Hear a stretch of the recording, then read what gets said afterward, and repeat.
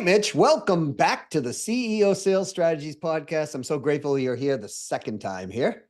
Doug, thanks for having me on. And I guess I wasn't absolutely horrible the first time. So I'm looking forward to having another really interesting conversation with you. There's only been, I think, two other people in the history of this show that have ever come back a second time. Not because Wow. I'm a meanie or not because their content wasn't good, but what we talked about the last time is so important, and I'm so grateful we can elaborate on that and go deeper and deeper. So, folks, those of you that may have missed the first episode, I would also listen to that. It'll tie in a lot of what we're talking about here. It is a super, super, super, super, super important subject. We're going to talk about how do you be able to think in a more proactive way, how to calm down your limbic system. Before you go running, just understand something. Your thoughts create your actions create an outcome for you. And what we're going to talk about is how do you make those actions in a more beneficial way for you on everything you do throughout your business and your life, frankly. You are your business when it really comes down to it. Your thoughts and your actions are, and your behavior with other people are what determines your life's direction, never mind anything other than that. But if you want to include in that your business direction, I would, because I've seen this time and time again. Mitch, thanks so much for being here. Let's dive right in. So why is this such an important subject? I mean, I know it is, you know it is, but for people listening going, what do you think? Well, I think that before you can do anything, you have to know you can, or think that you might be able to, and that's something that takes place in the brain. So whatever it is that you want to accomplish, which might be making a sale, growing your business, bringing on more people, getting married, having children, all those things, first you have to think about it, figure out how, to a certain extent, figure out how you're going to approach it, and then do it. And all that takes place in the brain. And we're never taught how do you how do you have you how do you control your thoughts in the brain so that you end up doing the things that are in your best long-term interest. And that's really what my whole mission is to enable people to be able to use their brain in ways that are most effective for them and anyone, for everybody. I you had said something I think is worth repeating and so so so so important.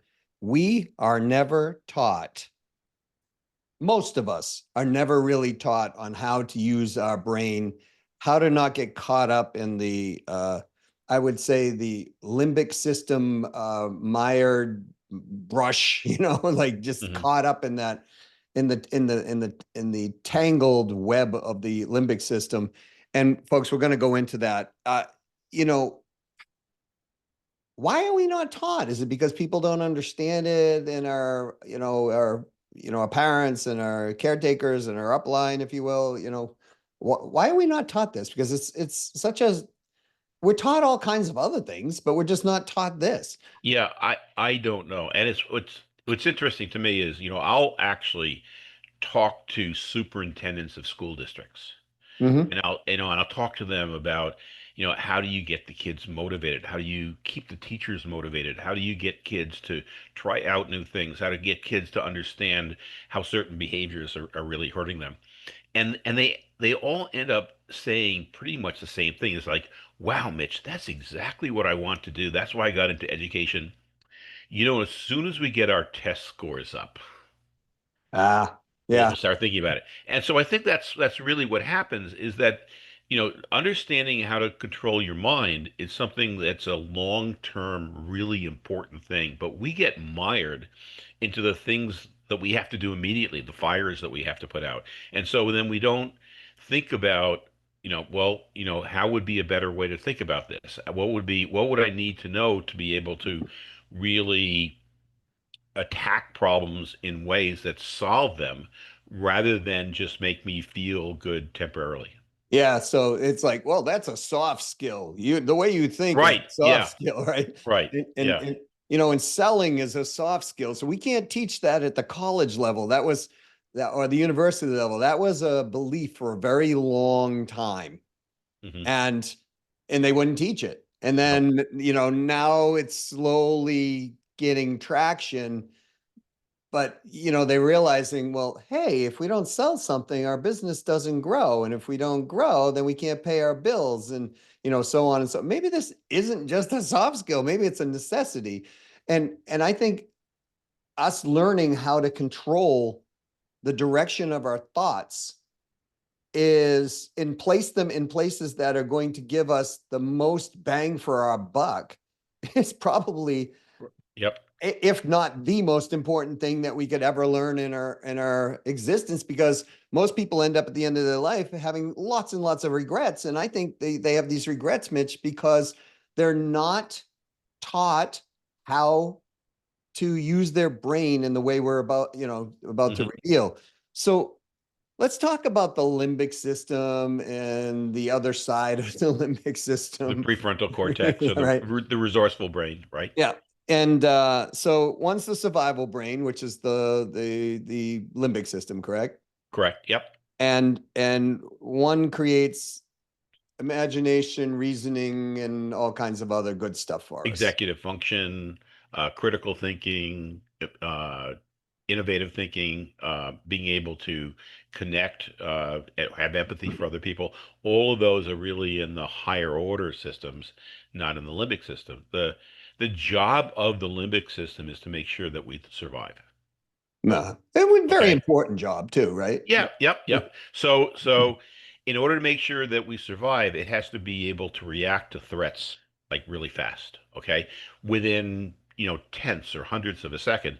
It has to be able to take incomplete information, decide whether that's a threat, how to react to it, and then focus you on being able to react to that threat.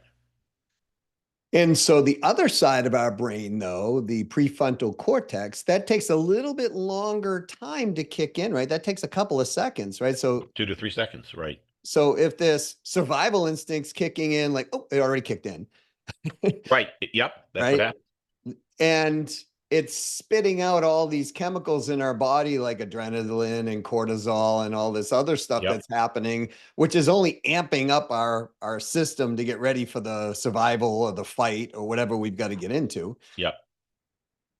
Then it's sort of shutting off, or maybe it doesn't let the prefrontal cortex actually do its job properly. Is that Right, because the cortisol and adrenaline, they focus the prefrontal cortex.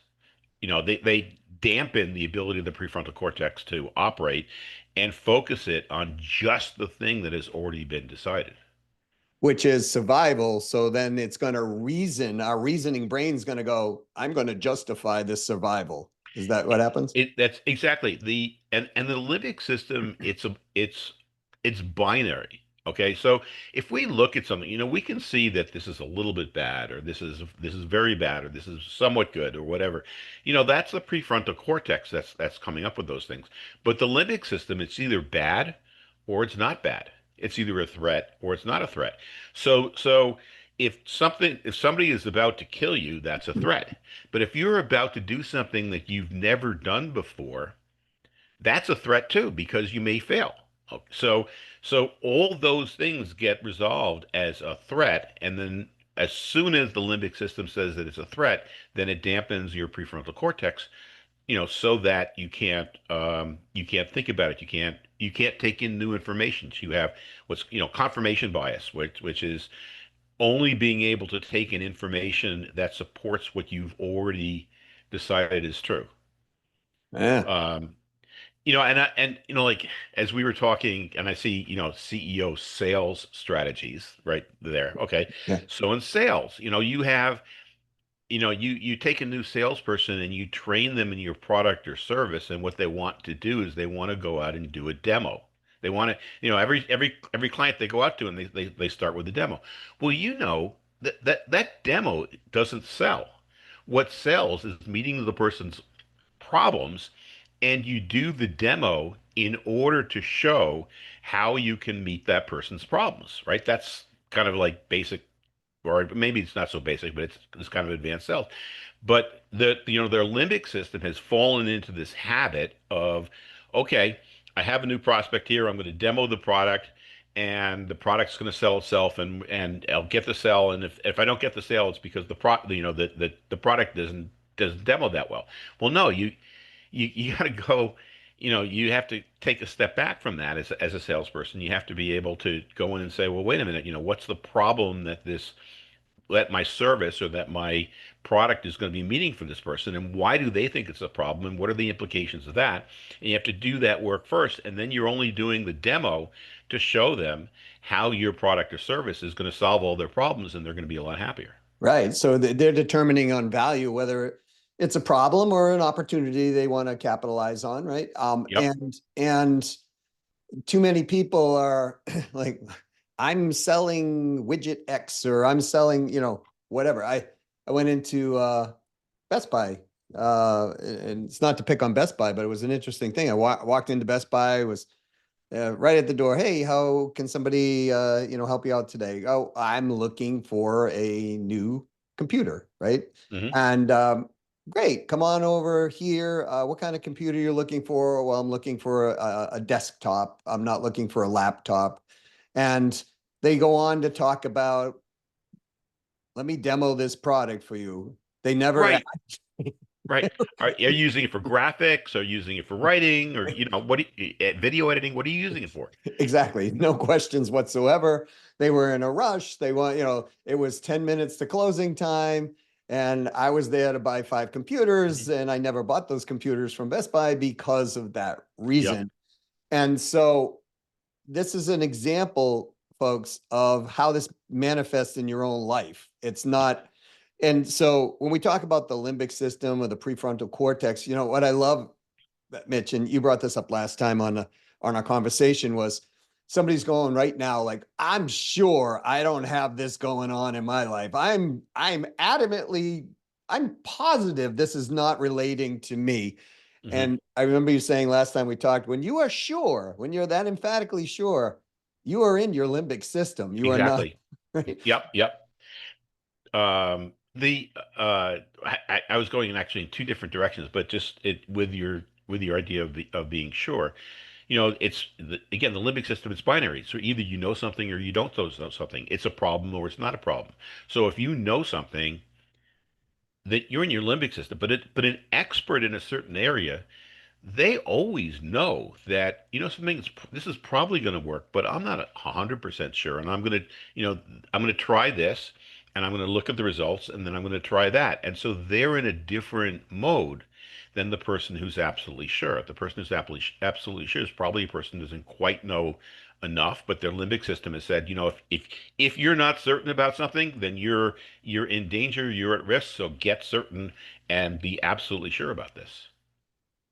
I want to take a little aside here, just to kind of in life, because I think leaders, political leaders, use this binary Not system not thing. ours, not ours. No, not ours, of course. Right. Yeah, Okay. not Right. not. I wasn't attributing it to this great country we live in. I'm saying every other political leader out there, they use this kind of binary limbic switch as motivation in a lot of ways. And I was watching the history of World War II, because I watch Uh, things like this to see the human spirit, like what people endure, and then realize my life is nothing compared to what they went through as mhm. far as pain goes.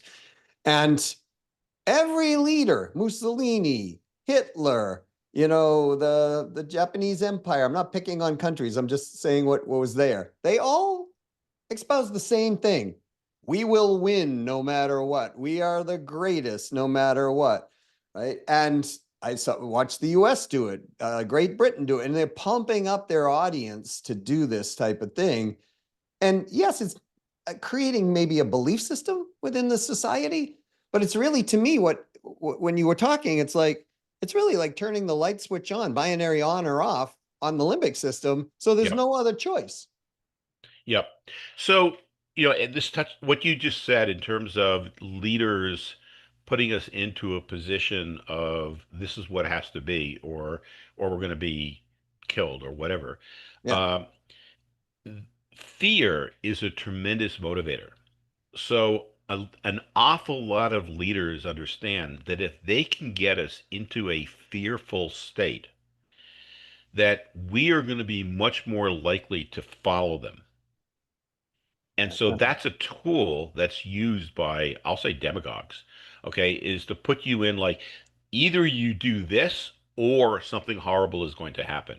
You Right. know, and you know, I saw this so much, or we all saw this in COVID, right? It's, you know, originally it was like, you're an idiot if you use a mask. Masks don't do anything.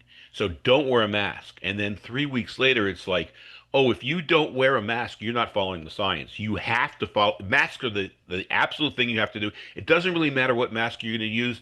Any mask is going to help. And then it was like, well, wait a minute. You know, if you're not using at least a hospital mask or something like that, you're really not filtering out the virus. But if you use a hospital mask, you're going to be protecting yourself and you're going to be protecting everybody else. And then, you know, like, but all these things were said as pronouncements to kind of pray or get us into a fearful state. And when we're in a fearful state, our adrenaline and cortisol is there. They're stopping us from critically analyzing what's going on, being creative, being empathetic towards to others.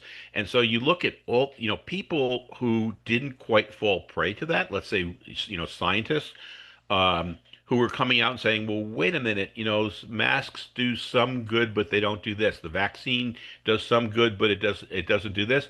Those people were vilified. Yeah. Okay, and so as a society, we just turned on those people, and many of them, you know, turned out to be right. But we just were, I brainwashed, if you want to use that phrase. But we were put into this limbic fear mode, so that we just felt we have to do this, or we're going to be really hurt. Yeah, it's the old don't sail, off the edge of the earth because it's flat, Right. right? People Right. would, Yeah. that was the belief system. And so when that fear or that limbic system fear is repeated over and over like a mantra, Right. The that the repetition bias. That's another one of our. The more we hear something, the more we believe it. Let me even say if that it's again. not. The more we hear something, no, right, Listen to Mitch. So, right. so even if it's not true, the Even more if we it's not hear, true. right? Well, there. If it's very obviously not true, that doesn't, that doesn't come through. But if it's plausible, the more we hear something, the more we tend to believe it. and the more people who confirm that, then we get social proof that it actually is real, even when it's not real. So, Right, because look at the amount of work that we would have to do if we had to prove everything for ourselves. So we can't take all the effort to proving things. So we default to saying, well, you know something, if everybody else is doing this, then that must be right, and I must be wrong. So I'm just going to follow along with it. and so we have things today like internet, social media on the internet. We have AI. We have these things that we're now saying, oh, that's true. Because, look, 85 people are saying the same thing, even when it's not true. I remember when I was going to school way back before the internet, Hmm. I read a study one time and You they didn't went, use a slide rule, did you? oh my goodness. Yes, I did. Oh my God, I didn't think you were that old. Some people going, what is that? A musical instrument? Right. Uh, yep, we used it in chemistry and those type of things. It was And using a calculator was cheating. well, and it was expensive back then. The, And the, it the was, calculator was $72, the first calculator, and right type of thing that I saw. And back then, $72, folks, was a lot of money. So when I remember the study though, some gentleman went out, he and his friend, and they were pointing in the sky on a street corner, busy street corner in a city. And they kept pointing and pointing, and they're talking back and forth and putting back and forth. And people would come by and go, what are you looking at? And they go, oh, it's that little object up in the sky. And they would be pointing up in the sky. And people would be like, I don't see it. And they go, no, it's right there. I see it move just now, right? And they would do this. And the other go, oh, I see. Oh my gosh, it had color. And then then that person would go, wow, I think I see it. And then they start to see it. And then other yep. people would come by. And before you know it, they had like 45 people standing on the street corner going, what's this going to do next up there? It's moving left, it's moving. And there's nothing there. Right. Right. Yep. Yep. So the reason I'm bringing this up is because we as human beings do this to ourselves many, many times when we're trying to accomplish something, persuade somebody. Like we start believing things and we call them beliefs, right? Right. Even if they're not actual truths. And Well, yeah, we bring in a marketing expert that's going to tell us the one right way to market. Well, nobody knows the one right way to market, right? I don't mm, care what your product is, okay? Well, maybe in hindsight you could look back and say, "Wow, this really worked," and that's what luckily I did that, or I was smart to do that. But looking forward, nobody knows the one. There is no one right way to market. You got to try different things and then prune the things that aren't working and amplify the things that are working.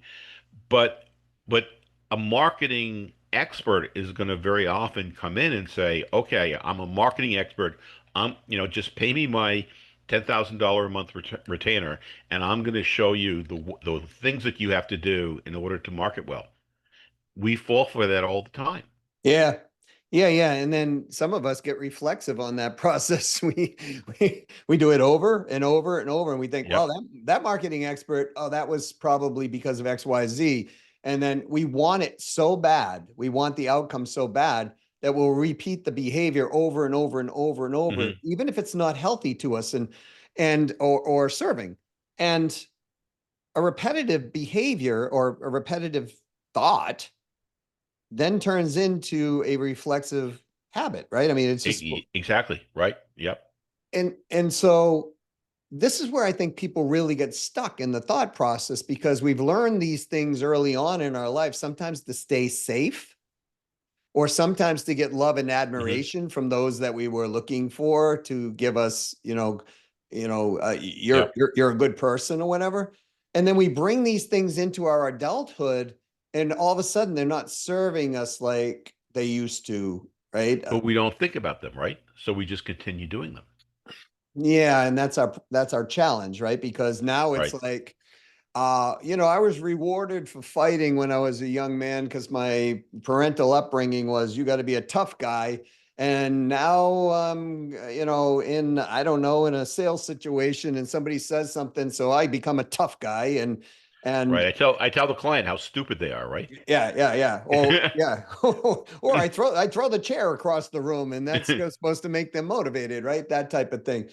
To go to a more extreme. And but we see that as like if somebody was brought up with always high empathy, always you know like I remember one time I was watching a real estate agent and they were talking, the husband and wife were talking. This was a $2 million home at the time. And the wife's really like, I want this house. I want this house. Like, and he's like, well, I don't know. I don't know. It's a little bit more than I want to go. And she's like, honey, listen, the kids are older now. I'll go back to my law practice. I'll earn the money. I'll pay for the mortgage. Can you imagine what we're going to have a good time out there by the pool? I mean, she was selling this thing like hard. Hmm. And he was just starting to go, yeah, okay. Well, if you're going to pay for it and, it's not all on me. And then the real estate agent says this, guys, this is a really important life's decision. You're going to live here for the rest of your life. I think you guys ought to take a few days and just talk it over and think about it. And I was like, oh no. Right. Right. Right. Well, long story short, 3 days later, real estate agent calls. They actually didn't buy the $2 million house. They actually bought a $3.5 million Wow. house, but it wasn't from her. Oh, Right. And so this is how our reflexive behavior, our reflexive habits, and our thoughts of how we're brought up, as an example, is what I'm trying to show here, how it can serve us or mhm. not. And Yep.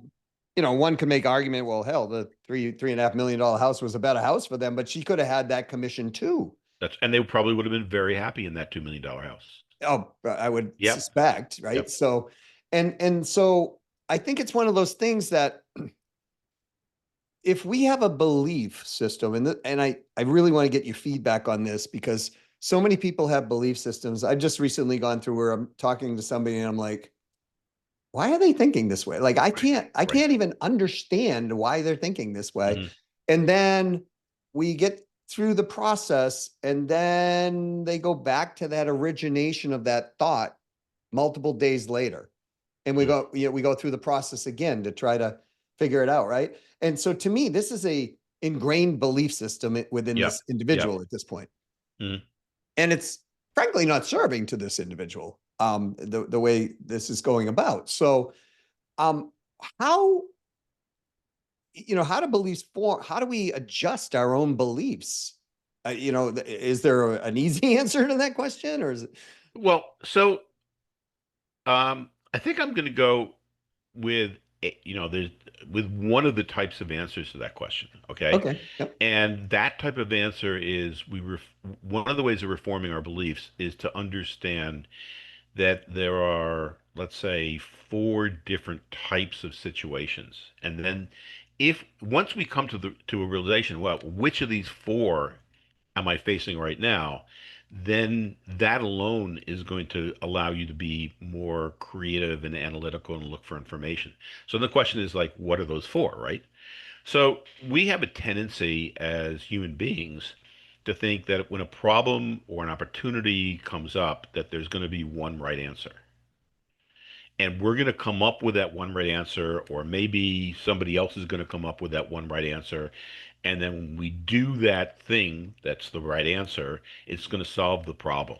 Mm. Now, those I would call simple issues or clear issues. If I'm thirsty, okay, oh look, I have this cup here. Okay, I'm no longer thirsty. That's a pretty clear situation. But most problems don't have one easy to come by solution that's going to immediately solve the problem.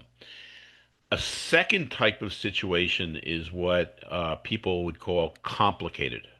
A complicated problem is a problem where it presents itself and we probably need some type of expertise. Not everybody can solve it, but you need a certain amount of expertise. You may need more information. You may need to analyze the information. You may need a certain amount of expertise to even execute it. And there's probably more than one solution that's going to work. Like take these people with their house, okay? The $2 million house probably would have satisfied them. A $3.5 million house would have satisfied them.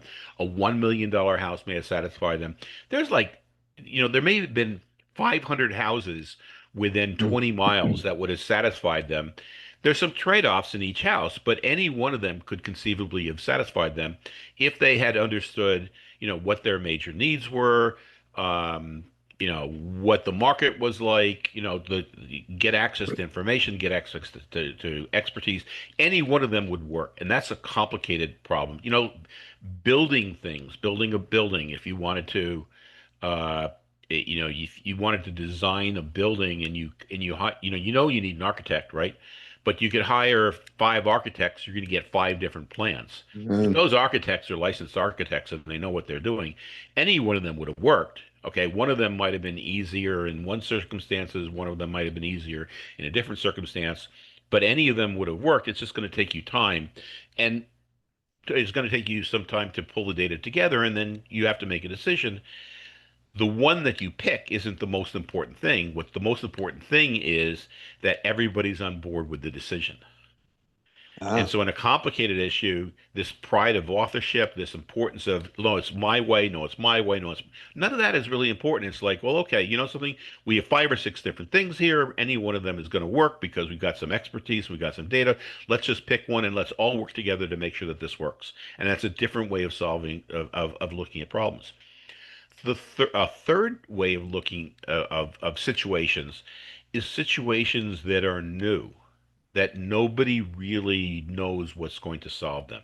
And actually, most things with people are these types of situations, and those situations are called complex. Now, in English, very often we treat the words complex and complicated as synonyms, but complicated are situations that do have solutions that are going to be working. Complex are situations where nobody knows what's going to work, and that very often, every time you do something, it's going to change the people and the way the people work. who are trying to who are affected by the system, and that's going to change the system. So you have um, this effects of the system on the people, and then the people on the system, and you really have no way of predicting what's going to work.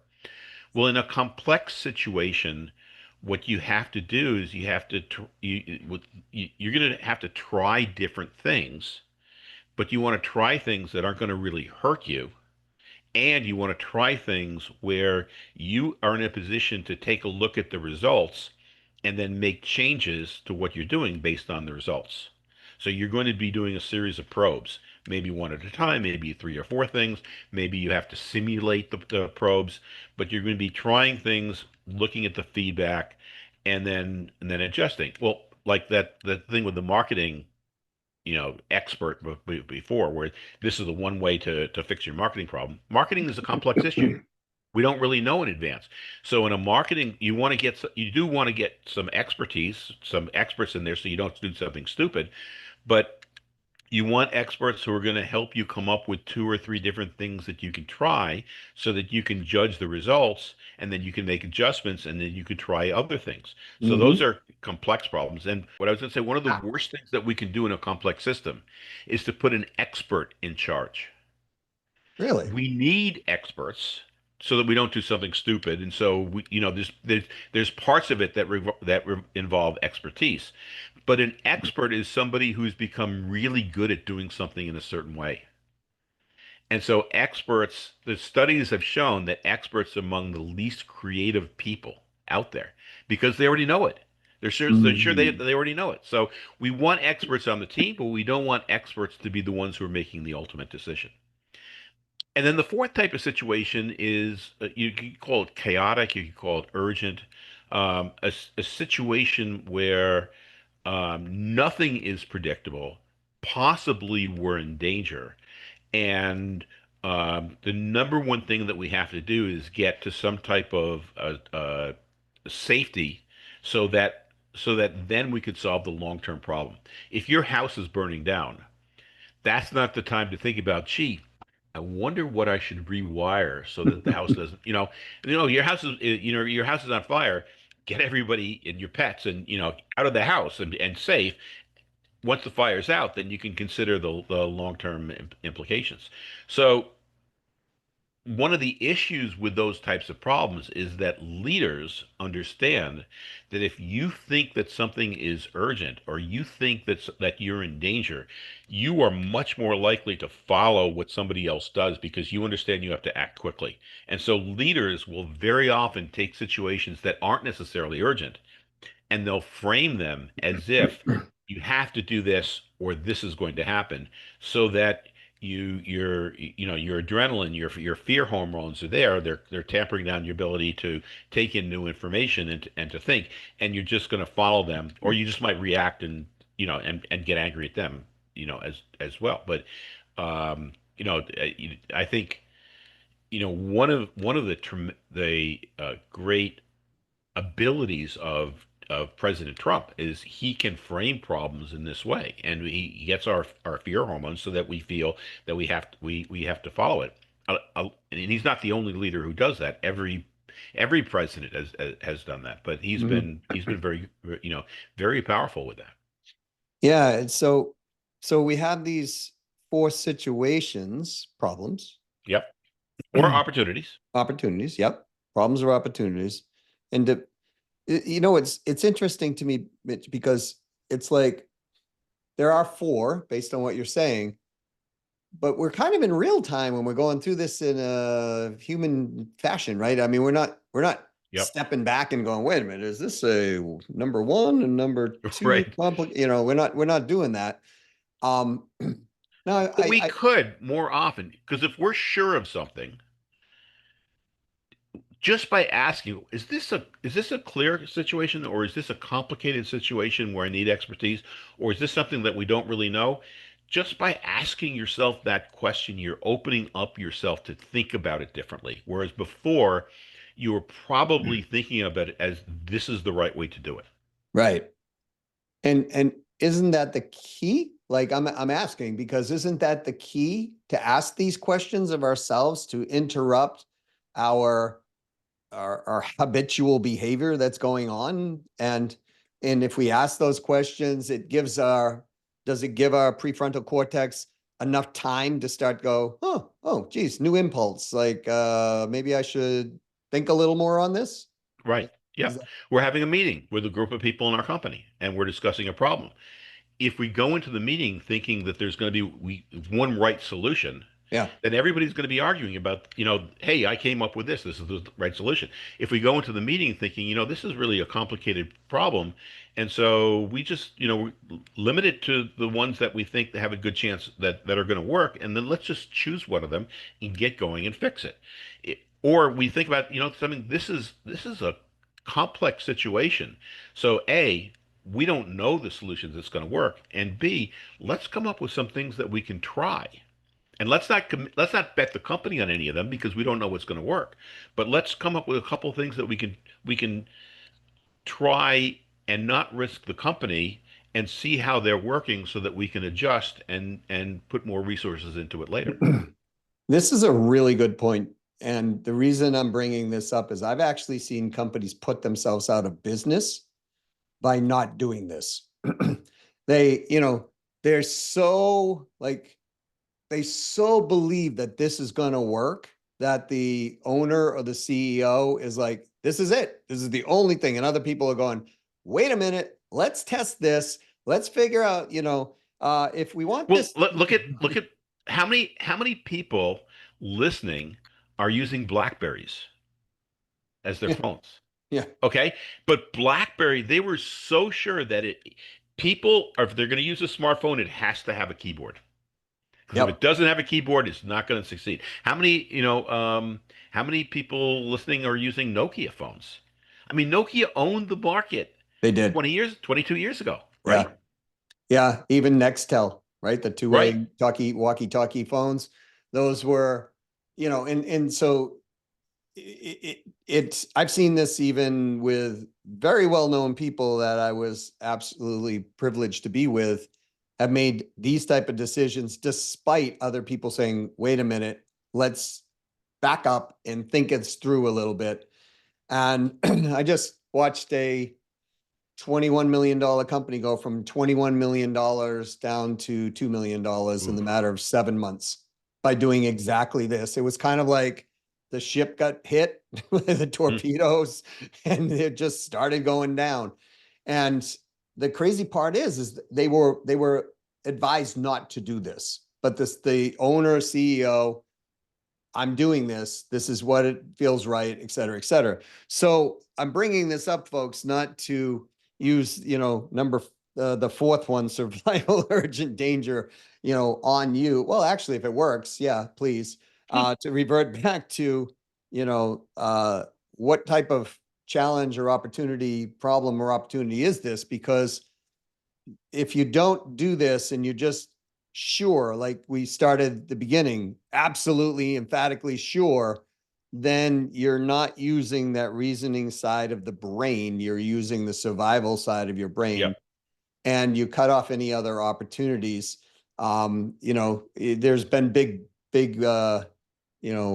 decisions that, the new Coke, that was a good one, right? Right. So, Yep. Yep. um, Well, you how know, about Cracker Barrel? oh yes, or Okay, yeah, with the logo. yep, yep. And and it's so, all right, I got a group of people around me. That's cool. But what if I'm alone? Like I'm a solo entrepreneur. Because we started talking about something like, what is it called? Motivational interviewing. Interviewing, Yeah, right. yeah, yeah. Mhm. Um, how do I do this? Like, I'm alone. What's the process like? There's I mean, that's the fastest sector of people growing new businesses are solo entrepreneurs today. Right. So what can they do if they don't have the people to bounce it off themselves, and they just don't want to go by gut feel because you don't want to sink the ship, so to speak. Hmm. Yeah, my shotgun was pointed toward the bottom of the boat and it went off. Hmm. Boom. So what do we do as solo entrepreneurs when we get into this situation? Is it that motivational interviewing Okay, process? so the motivational interviewing is a way of asking questions for people so that they start understanding how they're ambiguous about problems, how they're not, they have conflicting goals, and maybe what they're doing in the short term is really hurting their long-term goals so that they could change. What I was thinking in terms of the solopreneur asking themselves is one question that they could ask themselves is, am I looking at this as if it were a simple problem? And am I looking at this as a complicated problem?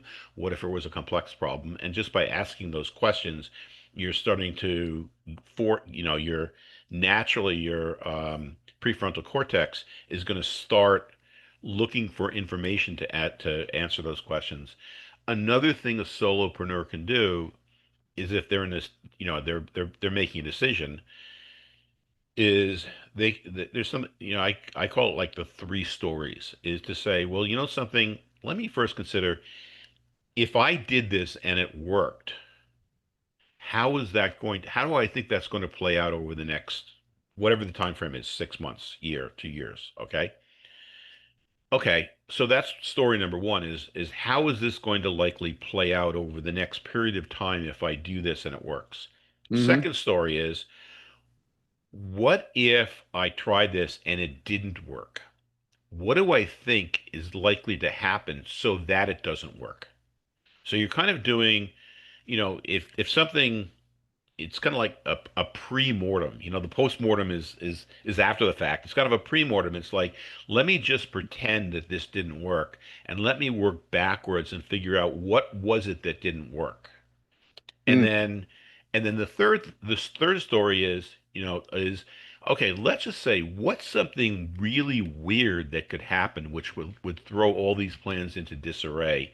And if that happened and I did this, or I was thinking about doing this, how would I react? Now, that particular bad thing or the weird thing that's probably not going to occur. But we all know that over the course of time, a lot of weird things occur. But if you're prepared for one weird thing, it puts you in a mind frame where you're also more able to adapt to other weird things, and something weird is going to happen at some point. So, as solopreneur is to use that three stories, that technique, Yeah. to reevaluate or to pre-evaluate decisions that they're about to make. The third one, when I was in the military, we used to talk about those things all the time, right? It would Oh, be, yep. yeah, it'd be like, Hmm. all right, so if we're out here in the field and this is happening and the battle's going on, and then all of a sudden, I don't know, you just bring something weird in, like, a shooting star shoots across the field or whatever, right? And it gets you thinking, well, maybe that's not a shooting star. Maybe it's a new type of weapon that could come across. So let's talk Right. about what happens, right? So that's, um, because you don't want to be in that situation. It is survival. Like, you don't want to be caught, Really. Yeah. in that scenario, in a bad way. I want to. I'm hearing a recurring theme, Mitch, come through this thing over and over. Uh, and I'm so grateful you're like talking about this, because to me, this is the major part of success in a business. It's not, yes, money in, money out. Yes, lead flow plus workflow equals cash flow. Those Hmm. are rules of business. I get it. But if we are the director of our own day, or the director of our own direction, or the director of others' directions, Hmm.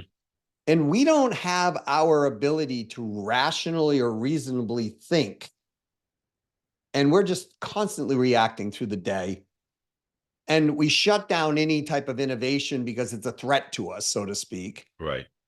then we're actually shortchanging our lives. And Yeah. Yeah. I remember, people, I watch interviews a lot of times, and like, I remember Dave Thomas of Wendy's saying Hmm. building Wendy's was the worst thing he could have ever done. And they asked him, well, why, Dave? And he said, because I missed out on my life. I just built Wow. Wendy's.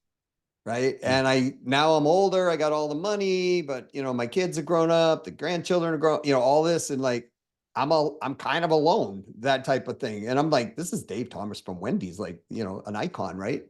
And I Hmm. remember recently watching something with Sylvester Stallone, and he was talking about regrets that he had, just being so myopically focused and just structured on, creating Rambo or Rocky or whatever, and not seeing his kids as much as he wanted to, and these type of things. Now, I'm not saying we don't have drive.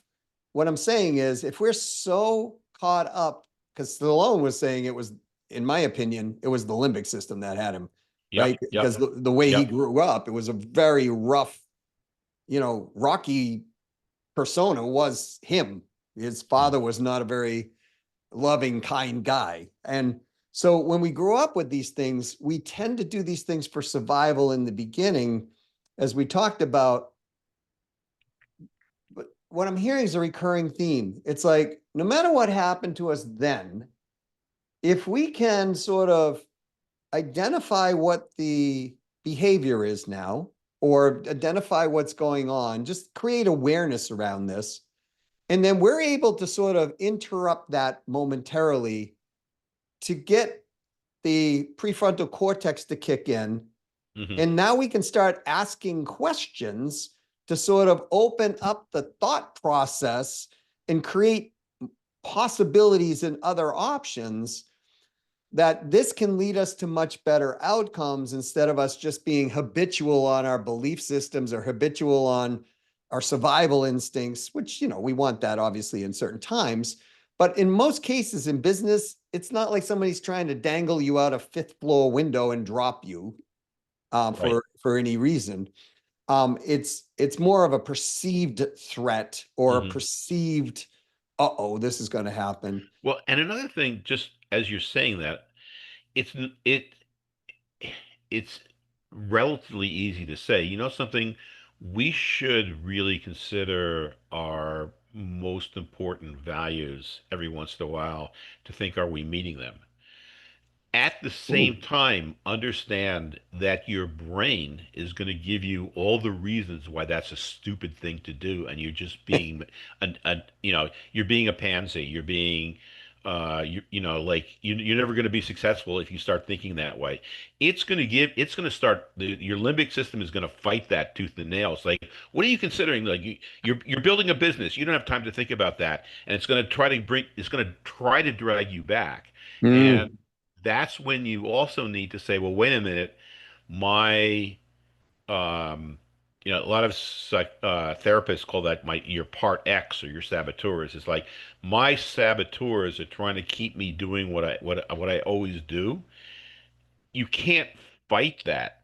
You have to quiet it, and you can quiet it by some type of distraction. Now, your distraction could be listening to music, it could be meditation, it could be mindfulness, it could be going out for a run, um, dancing. I mean, something that gets your mind off of that so that your limbic system tampers down.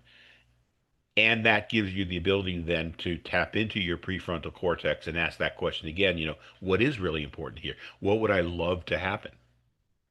This is profound, because well, firstly, I want to say, folks, music, running, all of these positive things. I don't think you're talking about rage. I don't think you're talking about, like, things to distract yourself in a negative capacity, which will result in negative outcomes for other people. I wanted to qualify that, because some people are Right. like, yeah, well, man, I just swear it off, and I get out and swing at this person or whatever, right? I feel better afterwards, but it's like, For a short that's time, for a very yes, short time. yes. That's not what we're talking about. That's not the direction. But Mitch, I teach people, and I learned this from a gentleman. His name is Ray, and Ray was very successful in the financial business.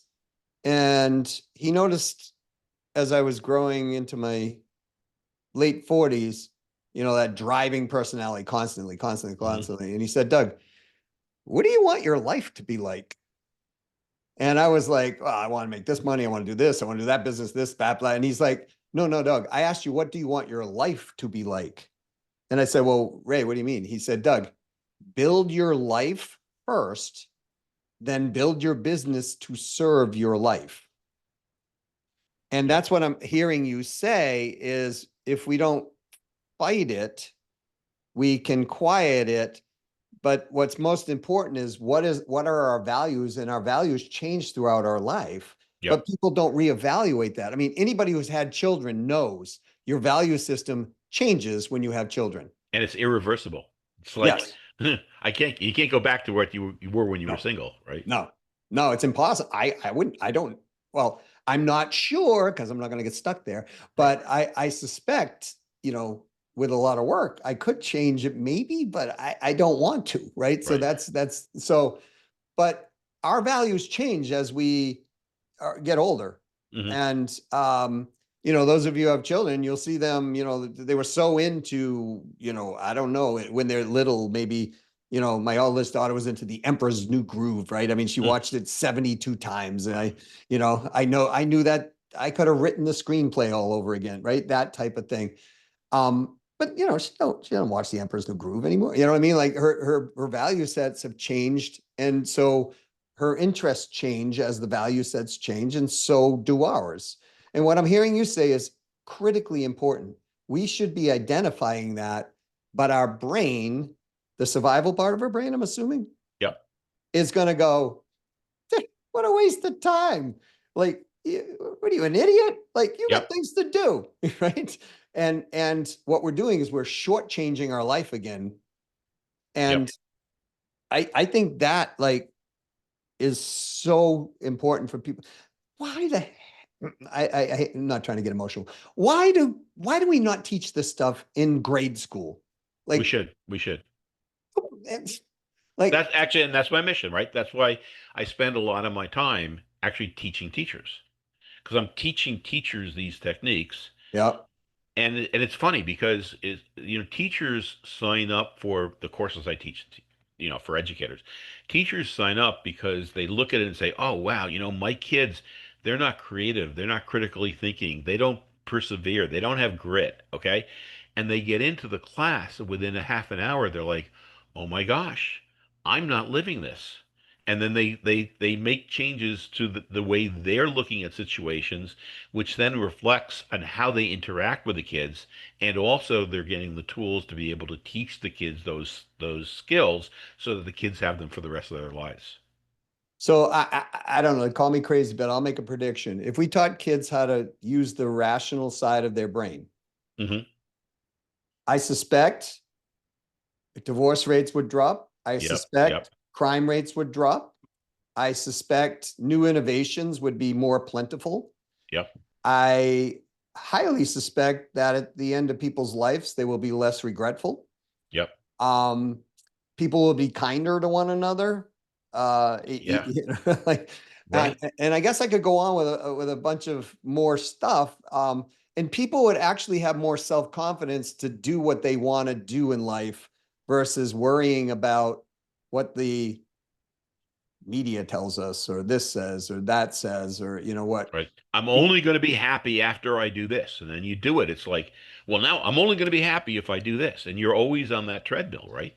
Yeah, I thought when I made literally when I made $1 million, like oh man, I'll be the happiest dude on the earth. And then when it happened, I was like, well, that was nice, but like, and I remember years ago, Tony Robbins said this. He goes, "You're going to arrive at a goal sometime, and you're going to go, is this all it is?" Like, Right. that type of Yep. thing. And it's like, wait a minute, I worked all this time to get to here, thinking I made it to that point. And what I realized, Alan Weiss said this to me one day. Thank you, Alan. He said, Doug, someone always has a bigger boat. Yeah. Yeah. I was like, I was like, that what? And then he's like, yeah, think about it. Like right now, the guy from Microsoft and the Sultan of Brunei, they're battling it out. Who's got the biggest yacht, right? That type of thing. Hmm. Somebody's always going to have a bigger boat. And so, what size boat do you want to your point, Mitch, Hmm. at the value time in your life that you want it? No, when I was growing up, I was a swimmer. Okay. Oh, wow. And, and let's say I would win a race. Like every time I won a race, my dad would come up to me and says, the only reason why you won that race is because the better swimmers weren't in it. But you beat your time. That was good. Or again, you only won that race because better swimmers weren't in it. But you didn't even beat your best time. So that wasn't a win. So it was always like, you say there's always somebody with a bigger boat. There's always somebody who's faster, you know? Yeah. But in swimming. But it's like, did you improve? Okay, well then, then it was worthwhile. But don't celebrate the medal just because it was who happened to be there that day. right. But at the same time, we can't live good is never good enough, right? So, I mean, Right. so many Well, people do. yep. I grew up in that environment, so I understand that Yeah. environment. It's Okay. like, right, you're never going to be a professional musician. Your grandmother was a concert pianist. You're just not there, right? And it's like, but I got into Berkeley College of Music. Like it's like Wow. Yeah. it blows with, plays with your mind, right? And Mhm. these type of things. So, but I got to go back. Those of you who have kids or thinking of having kids, man, listen to these two episodes, this one and the other one, over and over and over, and think, will you be willing to teach your children and push this out into your own community? Because it's a movement. Yeah, okay, I'm creating a movement Well, thank you. with Me Mitch too. on a Yeah. podcast here, right? But I know the value of this, and it will, folks, I promise, people who do this, they will have a better life and they will have a much more enriched daily existence and a better business. No matter what you're doing in business, whether it's an operational side of the business or it's you're the owner or you're selling or whatever, it is critical to get this in place. And when you're constant, I love the fact that constantly evaluating our values, because that will give us our inner guidance system on where we should be going or where we should not. Yeah. Um, Beautiful. well, Mitch, thanks so much for being here again. And the second time, I am gonna make a third time offer if you ever want to come back. And I would love to. Yeah. I I mean, we never got to motivational interviewing. yeah, We could talk about that next time. We can talk about constructive conflict versus destructive conflict. There's a lot of topics that we can talk about that I think are germane to business, just as they're germane to life. yeah. Well, in our methodology, like we called it the 2X methodology, right? Because double your sales. The sixth component of this is getting your mind in shape for the growth. Hmm. And if one doesn't do this, you can do all the mechanics in the world, but if our if our value system or our belief system is set at 6.2 out of 10 and we want to get to 8, the moment we go to 7, we're going to back it down to 6.2. Right. Yep. Yep. And that's because I believe we see ourselves and our identity at that 6.2, even if we know we're not. We kind of see it and we just don't know how.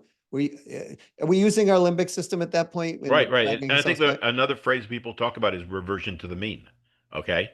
If you think that you're a 6.2 and you start performing at a 7, you're going to revert back to the 6.2. Makes total sense. Well, Mitch, thanks again for being here. I really appreciate it. How do people get to know more about you or get in touch with you? Well, mindshiftingwithmitch.com, that's my website. I have one book that's out. I have a second book that will be out as we're speaking in about 6 weeks. The one on conflict and conflict resolution will be out in about 6 weeks.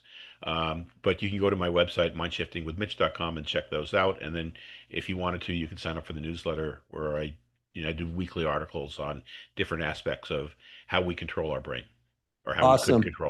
how we Is could control our brain. is the book in pre-sale right now? It's not in pre-sale, Ah, unfortunately, but it'll be, Mind Shifting with Mitch is the series. This will be Conflict and Collaboration. But the first book is on Amazon. Stop Your Brain from Sabotaging Your Happiness and Success. you heard it, folks. Go out and get the book. So, Well, thank you, Doug. Thank you so much for having me on your program. I really enjoyed talking with you, and I enjoy how you challenge me. Like, you don't accept the things that I say directly, and you make me go back and rethink them, and I find that very valuable. And ah, I hope people enjoyed the two shows. yeah. Well, thank you. I appreciate that compliment as well. Well, we'll see you back on the third time. Oh, great, thanks.